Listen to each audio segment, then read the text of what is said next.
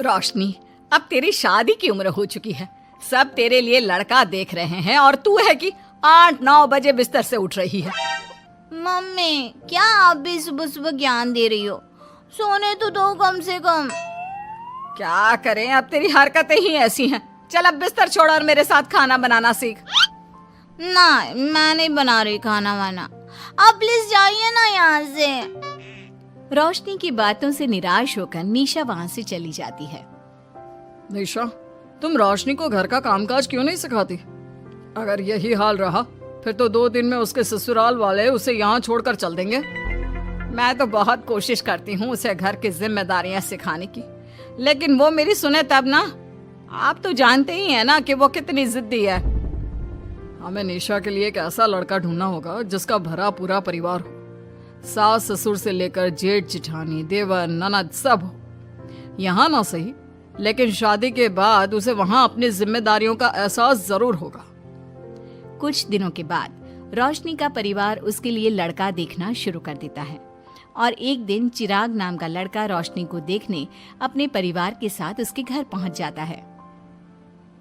देखिए भाई साहब, मैं पहले ही आपको बता देती हूँ, हमारा परिवार बहुत बड़ा है, इसलिए अगर आपकी लड़की हमारे घर की जिम्मेदारियाँ बिना ना नुकुर के उठा सकती है तभी हम ये रिश्ता पक्का करेंगे।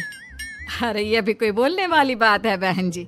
हमारी रोशनी आपके पूरे परिवार को बैठे बैठे खिला सकती है। इतनी जिम्मेदार है मेरी बेटी। अगर ऐसी बात है फिर तो हमें इस रिश्ते से कोई आपत्ति नहीं है। तो फिर चट मंगनी पट ब्याह के बारे में क्या ख्याल है? हाँ हाँ बिल्कुल, शादी में देर किस बात की। 3 हफ्ते बाद ही शादी का शुभ योग है। अगर आपको कोई दिक्कत ना हो तो हम इनकी शादी भी 3 हफ्ते बाद ही करा देते हैं। अरे हमें इसमें कोई परेशानी नहीं है।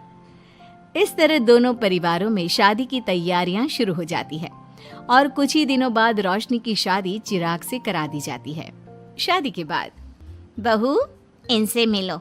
ये है तुम्हारी दादी सास, ये बड़ी सास और बड़े ससुर, ये तुम्हारे जेठ, ये जेठानी, ये दोनों तुम्हारे देवर और ये इस परिवार की सबसे छोटी बेटी सिमरन, यानी कि तुम्हारी ननद है। परिवार में इतने सारे लोगों को देखकर रोशनी का सर चकरा जाता है। वो अपना सर पकड़ लेती है और मन ही मन सोचने लगती है, हे भगवान, ये किस जन्म का बदला लिया है आपने मुझसे? मैंने क्या बिगाड़ा था आपका जो आपने मुझे ऐसा परिवार दिया? बेटा, किस सोच में पड़ गई तुम? और कितने लोग हैं आपके परिवार में? बस हम इतने ही लोग हैं बेटा, ज्यादा लंबा परिवार नहीं है हमारा। अब इससे लंबा और कितना बड़ा परिवार होगा आपका? ये ससुराल कम चिड़ियाघर ज्यादा लग रहा है। कुछ कहा क्या तुमने बेटा? नहीं मम्मी जी, वो मैं बहुत थक गई हूँ, तो क्या अब मैं सोने जा सकती हूँ? हाँ हाँ, क्यों नहीं बहू। चिराग, बहू को अंदर कमरे में लेकर जा। जी माँ। चिराग रोशनी को अंदर कमरे में लेकर जाता है। चिराग, मुझे यहाँ नहीं रहना, मुझे अलग रहना है। ये तुम क्या बोल रही हो रोशनी? अभी तो आई हो तुम और अभी अलग होने की बात कर रही हो। परिवार वालों को पता चलेगा तो कितने दुखी होंगे वो लोग। मुझे नहीं मतलब किसी से, और इसे तुम परिवार कहते हो? ये परिवार कम कोई गली मोहल्ला ज्यादा लग रहा है। रोशनी, अभी तुम नई हो इस परिवार में, इसलिए शायद तुम्हें ऐसा लग रहा है। कुछ दिन में आदत हो जाएगी तुम्हें। चिराग की बात सुनकर रोशनी अपना सर पकड़ लेती है। आपको समझाना तो दीवार में सर पटकना है।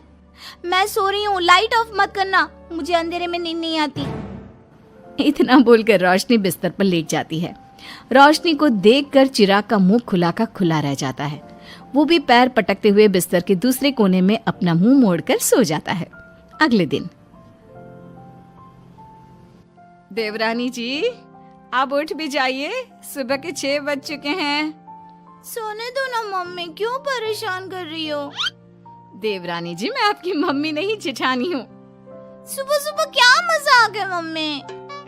इतना कहकर रोशनी अपनी आंखें मसलते हुए उठती है और अपनी जेठानी को देखकर चौंक जाती है। दीदी, आप यहाँ? पिछले 1 घंटे से तुम्हें उठा रही हूँ, लेकिन तुम हो कि अब उठ रही हो। लेकिन अभी तो सिर्फ 6 बज रहे हैं, आपने मुझे उठाया क्यों? वो इसलिए क्योंकि आज तुम्हारे इस घर में पहली रसोई है, तो खाना आज तुम्हें ही बनाना होगा ना। क्या? मुझे पूरे मोहल्ले के लिए खाना बनाना पड़ेगा? नहीं रोशनी, तुम्हें पूरे मोहल्ले के लिए नहीं, सिर्फ परिवार के लोगों के लिए ही खाना बनाना है। आपका परिवार किसी मोहल्ले से कम है क्या? कुछ कहा क्या तुमने? हाँ नहीं दीदी, आप चलिए, मैं अभी फ्रेश होकर आती हूँ।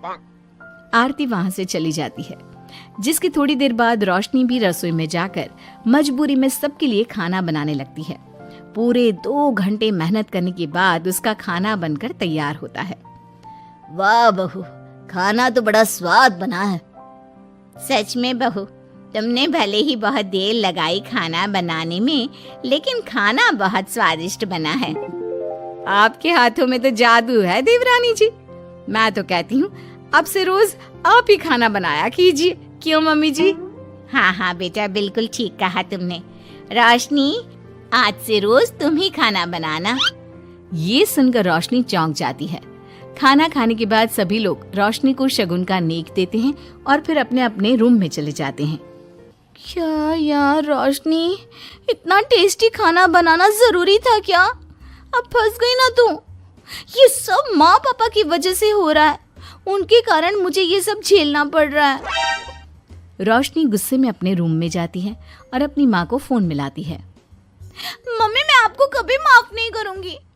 आपने जानबूझकर मुझे इतने बड़े परिवार में भेजा है, जहाँ मुझे सांस लेने की भी फुर्सत नहीं है। हमने ये सब इसलिए किया ताकि तू अपनी जिम्मेदारियां निभाना सीखे। अब मायके की तरह ससुराल में भी अपनी जिम्मेदारियों से मुंह मत मोड़ लेना। मुझे नहीं रहना माँ यहाँ। इस घर में जितने लोग हैं उतने तो हमारे गली मोहल्ले में भी नहीं थे। माँ, मैं आपसे आपकी सारी बातें मानूंगी, पर प्लीज मुझे यहाँ से ले जाइए। बिल्कुल नहीं, अब से वही तेरा सब कुछ है। वहां से भागने के बजाय अपनी जिम्मेदारियां पूरी करना सीख, इससे हमें भी थोड़ी खुशी मिल जाएगी। माँ की बातों से निराश होकर रोशनी फोन काट देती है, जिसके बाद उसकी नजर नेक में मिले पैसों पर पड़ती है और वो फटाफट से बिस्तर पर बैठकर पैसे गिनना शुरू कर देती है। अरे वाह, ये तो पूरे 25,000 रुपए हैं। किसी ने भी 5100 से कम का नेक नहीं दिया। चलो अच्छा है, कुछ तो फायदा हुआ इतने बड़े परिवार में शादी करने का। अब इन सब पैसों से मैं अकेले शॉपिंग करूंगी, बहुत मजा आएगा। शॉपिंग के बारे में सोच सोच कर ही रोशनी अपने बिस्तर पर कूदने लगती है। उसे बिस्तर पर कूदता देख सभी लोग चौंक जाते हैं। भाभी, आप ऐसे क्यों उछल रही हो? छोटी बच्ची हो क्या? अपनी ननद की बात सुनकर रोशनी का मुंह खुला का खुला रह जाता है। थोड़ी देर बाद रोशनी घर में बिना बताए शॉपिंग के लिए निकल जाती है और शगुन में मिले पूरे पैसों को शॉपिंग में उड़ा देती है। शाम में, देवरानी जी कहाँ गई थी आप? जानते हैं सब आपके लिए कितना परेशान हो गए थे, कम से कम आपको बताकर तो जाना चाहिए था ना। सॉरी दीदी, मैं आप लोगों को बताना भूल गई। वैसे इतने सारे बैग किस चीज के हैं? तुम शॉपिंग करने गई थी क्या? हाँ दीदी, वो आज नेक में इतने सारे पैसे मिले थे ना, तो मैंने सोचा क्यों ना मैं उन पैसों की शॉपिंग ही कर लूं। अरे वाह, ये तो बहुत अच्छा सोचा तुमने। मम्मी, पापा, सिमरन, देवर जी, सब बाहर आइए। देखिए रोशनी हम सब के लिए क्या लाई है। रोशनी कुछ समझती उससे पहले ही वहाँ सब लोग आ जाते हैं। क्या हुआ आरती बहू, क्यों चिल्ला रही हो? अरे देखिए ना माँ, रोशनी हमारे लिए शॉपिंग करके आई है। वो देखिए, रोशनी हम सब के लिए कितने कपड़े लेकर आई है। आरती की बात सुनकर रोशनी के पैरों तले जमीन खिसक जाती है। उसके मुंह से एक शब्द तक नहीं निकलता। सच में भाभी, आप कितनी अच्छी हो। बेटा, हम सबके लिए तुझे खरीदारी करने की क्या जरूरत थी? अभी तेरी नई नई शादी हुई है, तुझे अपने लिए लेना चाहिए था ना। एक काम कर, ये सारे कपड़े तू ही रख ले, किसी को कुछ देने की जरूरत नहीं है। चलो, कोई तो समझदार है इस घर में। वाओ भाभी, कितनी सुंदर ड्रेस है। ये शॉर्ट ड्रेस मुझे पता है आप मेरे लिए ही लाए होंगे, है ना? इसे मैं रख लेती हूँ। माँ, रोशनी इतने प्यार से सबके लिए कपड़े लेकर आई है, हमें मना नहीं करना चाहिए। तू सही बोल रही है बेटा, उसका मन रखने के लिए मैं ले लेती हूँ 1-2 साड़ियाँ। रोशनी झूठी मुस्कान लिए खड़े होकर सब देखती रहती है। देखते ही देखते उसके लाए सारे कपड़े घर वाले आपस में बांट लेते हैं और अब सिर्फ एक रुमाल को छोड़कर उसके पास कुछ नहीं बचता। अब ये रुमाल भी क्यों छोड़ा, इसे भी ले ही लेते। इतने में ही सिमरन रोशनी को आवाज देती है। भाभी, वो गलती से रुमाल रह गया है, क्या वो मुझे मिल सकता है? रोशनी वो रुमाल भी सिमरन को दे देती है। इतनी मेहनत से मैंने ये सब कुछ लिया था, लेकिन इन लोगों से मेरी खुशी बर्दाश्त नहीं हुई, कुछ भी नहीं छोड़ा। थोड़ी देर बाद रोशनी का पति भी वहां आ जाता है। मैंने सुना है आज तुमने सभी के लिए खरीदारी की है। तुम मेरे लिए कुछ लेकर नहीं आई? बस फिर क्या था, इतना सुनते ही रोशनी का पारा हाई हो जाता है और वो चिराग को घूरने लगती है, जिससे चिराग डर के मारे वहां से खिसक जाता है। हाय रे, फूटी किस्मत मेरी, जो ये जॉइंट फैमिली मेरे मत्थे चढ़ी।